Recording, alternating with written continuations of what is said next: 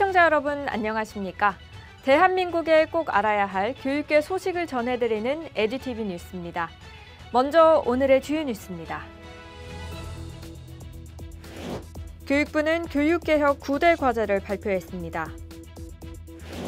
광주시 교육청은 인구 문제에 적극 대응하기 위해 찾아가는 인구 교육 사업을 시작합니다. 세종시 교육청은 영유아 교육, 보육 환경 조성을 위해 영유아 학교 시범 사업을 출범하고 시범 기관 발대식 및 기관장 협의체를 개최했습니다.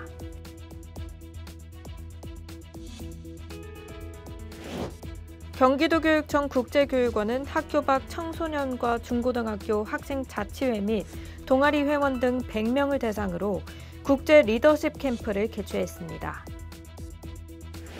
전남 3호 고등학교 동아리 컬처웍스가 일제강점기 강제징용의 참상을 담은 다큐멘터리 미완의 귀향을 제작하고 있습니다. 진천군 가족센터는 다문화 가족을 대상으로 운영한 운전면허 필기반과 실기반 프로그램을 통해 총 41명의 수료자를 배출했습니다.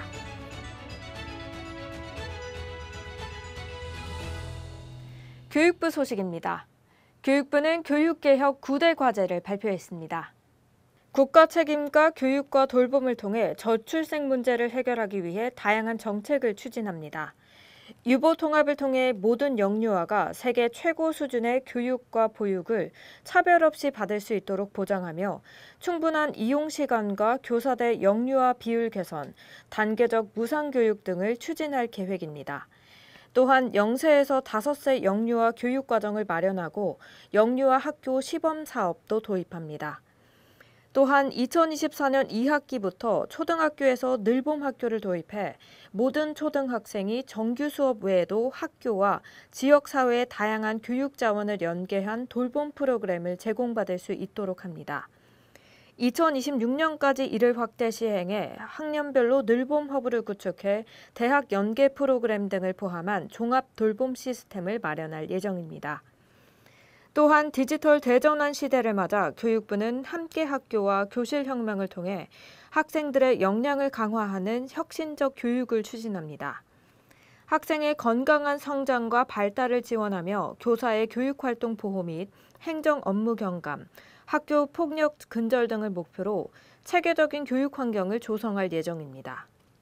또한 AI 디지털 교과서를 도입하고 수업 및 평가 방식을 혁신해 고교 학점제 도입을 준비할 계획입니다. 입시 개혁도 주요 과제 중 하나입니다. 교육부는 사교육 카르텔과 입시 비리를 근절하고 학생의 미래 역량을 키우는 입시 제도를 마련합니다. 이를 위해 킬러 문항 제거와 사교육 경감 등을 통해 공정한 입시 환경을 조성하며 2028년 대입제도 안착을 목표로 하고 있습니다.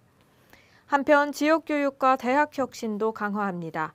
교육발전 특구를 도입해 지역마다 교육청, 지자체, 대학, 산업체가 협력하는 인재 양성 프로그램을 발전시키고 글로컬 대학 프로젝트를 통해 지방시대를 선도하는 혁신적 지역대학을 집중 지원할 계획입니다. 끝으로 교육부는 데이터 기반의 교육 정책을 추진하고 교육청과 지자체, 대학, 타부처와 협력해 글로벌 교육 선도국으로 자리매김하겠다고 강조했습니다. 광주시 교육청 소식입니다. 광주시 교육청은 인구 문제에 적극 대응하기 위해 찾아가는 인구 교육 사업을 시작합니다. 이번 사업은 보건복지부의 출산율 저하와 초고령 사회 문제 해결을 위한 교육 정책의 일환으로 추진되며 광주시 교육청은 전국 인구교육 연구학교 중 3개교를 운영합니다. 진만초등학교, 송정중앙초등학교, 울리중학교에서 인구 현상과 변화 이해, 성역할 및 양성평등, 가족의 소중함과 다양한 가정 이해 등을 교육하며 이달 하순부터 10월까지 진행됩니다. 이정성 교육감은 저출산과 고령화는 우리 사회의 지속 가능성을 위협하는 중대한 문제라며 이번 사업을 통해 학생들이 인구 문제에 대한 올바른 인식을 갖도록 최선을 다하겠다고 말했습니다. 세종시 교육청 소식입니다. 세종시 교육청은 영유아 교육, 보육 환경 조성을 위해 영유아 학교 시범 사업을 출범하고 지난 19일 세종시 교육청에서 시범기관 발대식 및 기관장 협의체를 개최했습니다. 이번 시범 사업은 유보 통합의 이상적인 모델을 현장에 구현하기 위한 첫걸음으로 공모를 통해 선정된 5개 유형의 유치원과 어린이집이 2024년 9월부터 2025년 2월까지 6개월간 시범적으로 운영됩니다.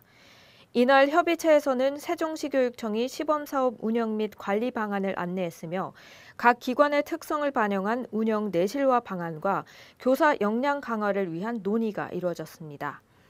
최교진 교육감은 이번 시범 사업을 통해 세종시 영유아 교육의 질이 높아지고 유보 통합 모델이 성공적으로 구현되기를 기대한다고 밝혔습니다. 경기도 교육청 소식입니다.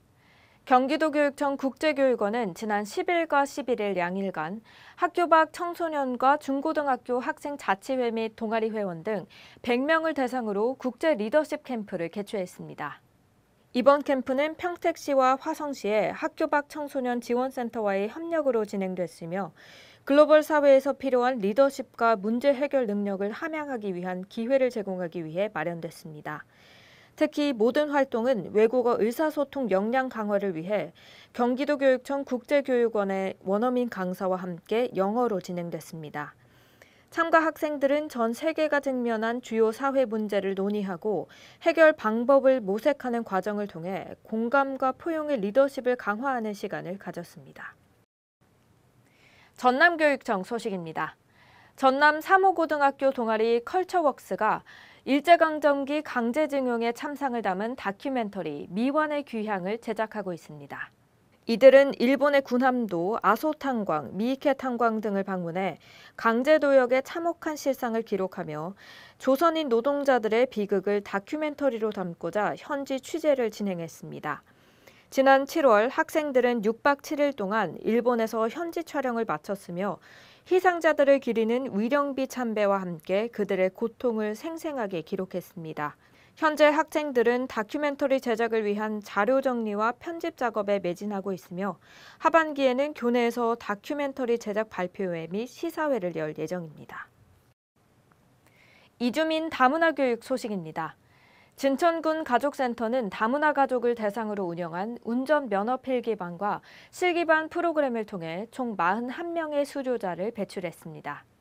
이번 프로그램은 진천군에 거주하는 결혼 이민자와 외국인들이 한국의 교통법규와 운전 용어를 이해하고 운전면허 취득을 지원하기 위해 마련됐습니다. 참가자들은 교통법규와 주요 용어에 대한 집중 교육을 통해 필기시험 준비를 마쳤으며 안전한 교육 환경에서의 실습을 통해 높은 합격률을 기록했습니다. 오늘 준비한 소식은 여기까지입니다. 변화는 고통스럽지만 변하지 않으면 더 고통스럽다라는 말이 있습니다. 변화가 어려운 과정일 수 있지만 변화를 피하고 현재 상태에 머무르면 더 큰 고통을 겪게 될 것이라는 의미입니다. 내일도 더 풍성한 교육계 소식들로 여러분을 찾아뵙겠습니다. 이상으로 에듀티비 뉴스를 마칩니다. 시청해주신 여러분 고맙습니다.